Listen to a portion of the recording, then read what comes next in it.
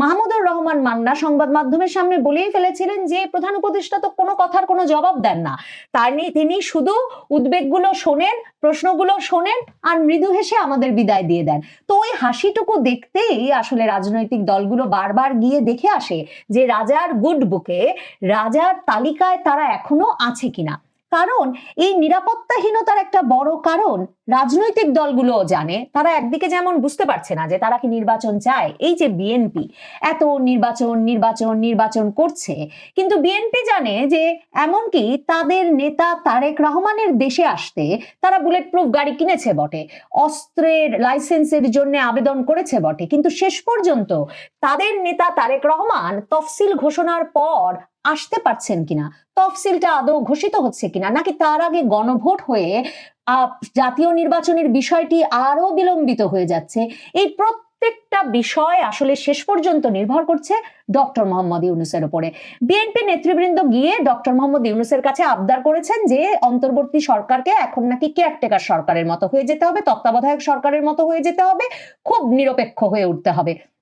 তো ডক্টর ইউনূস যখন বিএনপির নেতৃবৃন্দের সঙ্গে দেখা করেছেন তখন তিনি এমন সব উপদেষ্টাদের নিয়ে হাজির হয়েছেন, আসিফ নজরুল, আদিলুর রহমান শুভ্র, ওয়াহিদুদ্দিন মাহমুদ, যে তিনজনই বিএনপির পরামর্শে বিএনপির তদবিরে উপদেষ্টা পরিষদে ঢুকতে পেরেছেন। কাজেই ডক্টর ইউনূস প্রথমেই ওই আলাপের একরকম বলে না যে প্রথম রাতেই বিড়াল মেরে দিয়েছেন।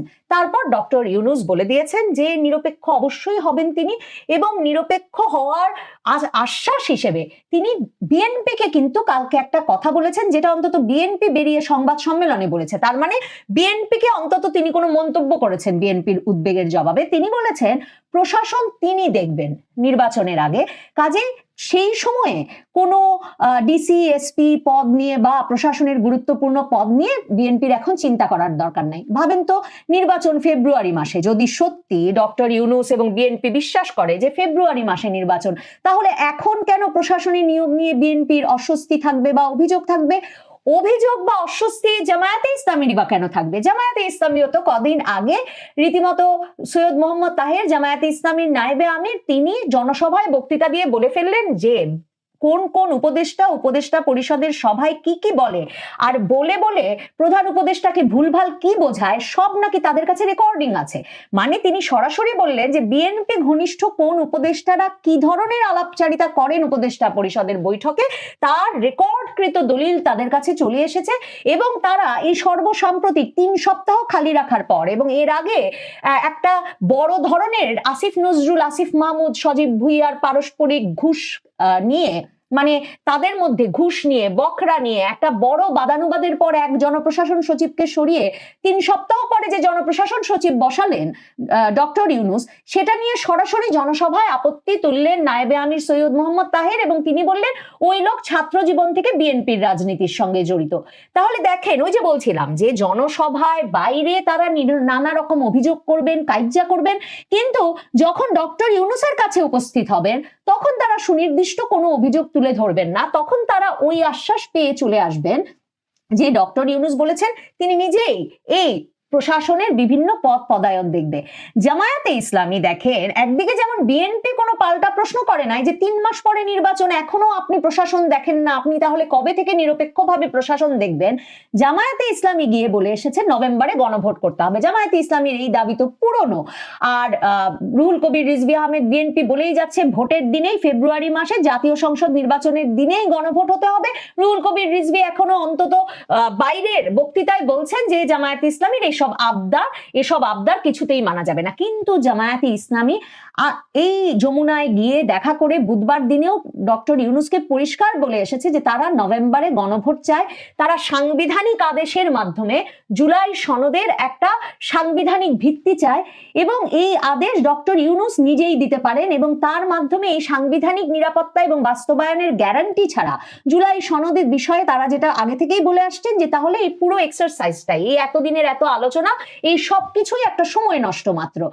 এবং নভেম্বরে গণভোট কিভাবে হতে পারে, কি তারা বলেছেন ভেতরে, সে কথা আবার দেখছিলাম সংবাদ সম্মেলনে এসে যমুনার বাইরে বসে সৈয়দ মোহাম্মদ তাহের সাংবাদিকদের বলছেন।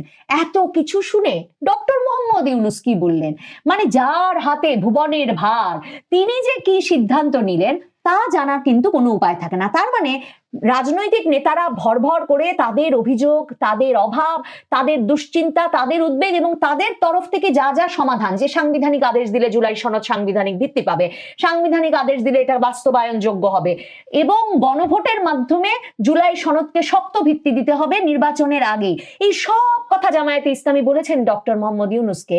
কিন্তু ডক্টর মোহাম্মদ ইউনূস যে কি ভাবছেন তা একমাত্র জানেন পরম করুণাময় আর ডক্টর মোহাম্মদ ইউনূস নিজে।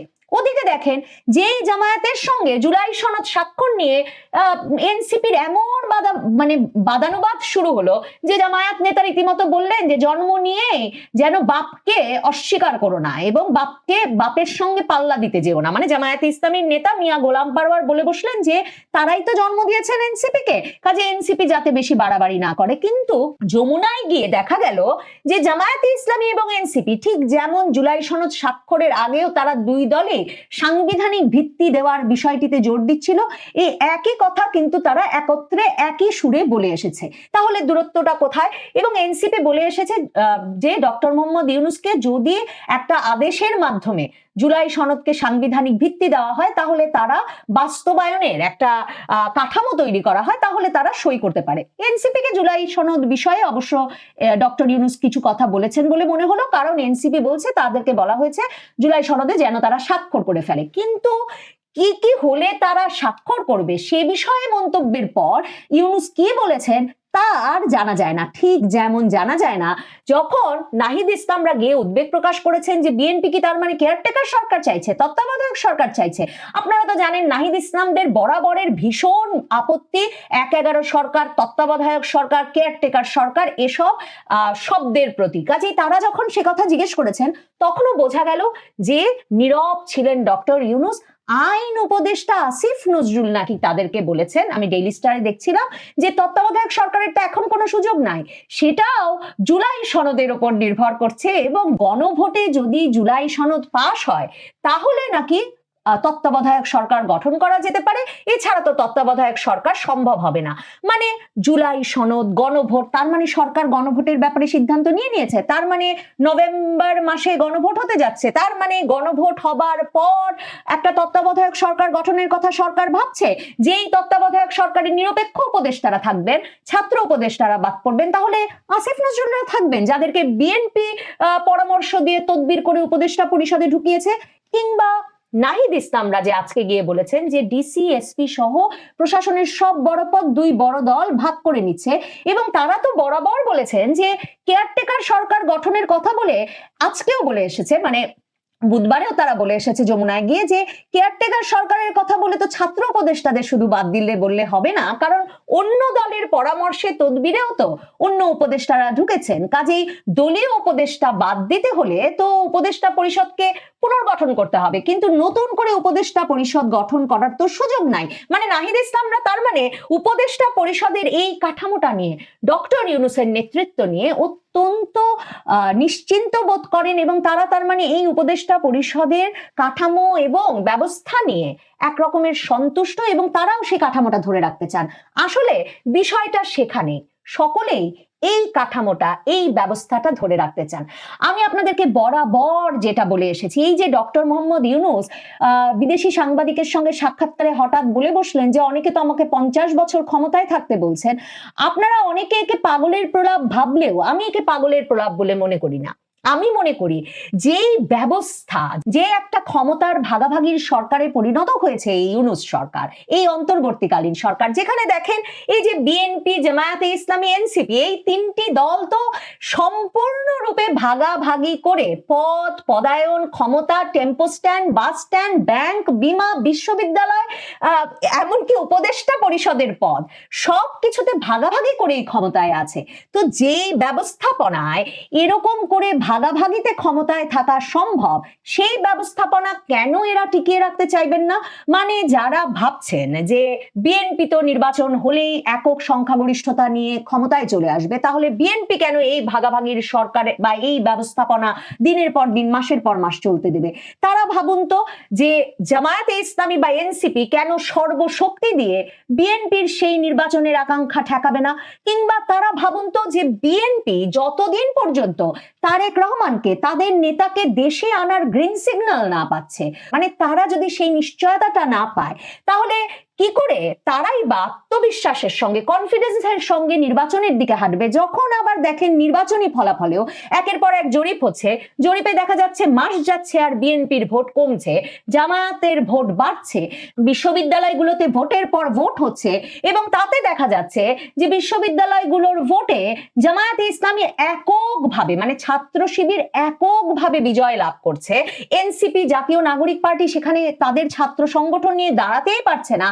ছাত্রদল একটা মর্যাদা সম্পন্ন পোস্ট কোনো একটি বড় বিশ্ববিদ্যালয় থেকে তুলে আনতে পারছে না। তখন বিএনপিকে কি আপনি যত আত্মবিশ্বাসী মনে করেন, বিএনপি তার রাজনৈতিক হিসাব নিকাশে সেভাবে নিজেকে, বা সাংগঠনিক হিসাব নিকাশে, সাংগঠনিক শক্তি বলের বিবেচনায় নিজেকে সেই শক্তির জায়গায় বিবেচনা করতে পারে সকল আত্মবিশ্বাস নিয়ে, যখন এর সর্বোচ্চ নেতা দেশে ফেরার গ্রিন সিগন্যালটুকু পেতে এই অন্তর্বর্তীকালীন সরকারের দিকে সকল প্রত্যাশা নিয়ে তাকিয়ে আছে? কাজেই এই যে যমুনায় বারবার যাওয়া, যমুনায় যতবার বড় রাজনৈতিক দলগুলো গিয়ে উপস্থিত হন, ততবার তারা আসলে সমস্বরে ডক্টর ইউনূসের এই অন্তর্বর্তীকালীন সরকারকে আরো শক্তি জুগিয়ে আসেন এবং একরকমের এই সমর্থন জানিয়ে আসেন যে যতদিন ডক্টর ইউনূস আছেন তারা ডক্টর ইউনূসের সঙ্গে আছেন। ডক্টর ইউনূস এই যে যমুনায় দর্শন দেওয়ার প্রথাটা এভাবে যে চালু রেখেছেন, বা এই যে প্রতি মাস দু মাসেই একবার এই নাটক কদিন ধরে চলে, তার কারণ হচ্ছে ডক্টর ইউনূস এই থাকার সময়টাকে লম্বা করতে চান। কোনো সিদ্ধান্ত না নিয়ে, কোনো সিদ্ধান্তে পৌঁছতে না দিয়ে তিনি ক্রমাগতভাবে ভোটের আগে গণভোট, গণভোটের আগে জুলাই সনদ, জুলাই সনদের আগে জুলাই সনদের সাংবিধানিক ভিত্তি, সাংবিধানিক ভিত্তির আগে বিচার, এমন অনেক অনেক অনেক এজেন্ডা সামনে সাজিয়ে রাখেন, যেগুলোর একটার পর একটা মীমাংসা ছাড়া শেষ পর্যন্ত ওই ফেব্রুয়ারির নির্বাচনের তারিখটা কখনো আসবে না। শতবার, সহস্রবার ডক্টর ইউনূস এবং তার উপদেষ্টা পরিষদের সদস্যরা বলতে পারেন বটে যে ফেব্রুয়ারিতে নির্বাচন হবেই, কিন্তু ভাবুন, আবারও বসে ভাবুন, জুলাই সনদ যদি চূড়ান্ত না হয়, এর সাংবিধানিক ভিত্তি যদি না হয়, গণভোট কবে হবে তা যদি নির্ধারিত না হয়, গণভোট হবার পর জুলাই সনদ কি ভিত্তি পাবে সে বিষয়ে যতদিন সিদ্ধান্ত না হয়, ততদিন তার মানে জাতীয় সংসদ নির্বাচনের পথে হাঁটার কোনো সুযোগ নাই। নির্বাচনের বাকি আছে 3 মাস। আপনার মনে হয় ডক্টর মোহাম্মদ ইউনূস সরকার নির্বাচনের পথে হাঁটছেন, আর অন্তর্বর্তীকালীন সরকার থেকে নিরপেক্ষ তত্ত্বাবধায়ক সরকার হয়ে যাওয়ার কথা ভাব? দর্শক, সম্পূর্ণ ভিডিওটি দেখলেন, আশা করি বিষয়টি বুঝতে পেরেছেন। এ নিয়ে আপনার গুরুত্বপূর্ণ মন্তব্যটি অবশ্যই কমেন্ট বক্সে জানিয়ে দিবেন। ধন্যবাদ।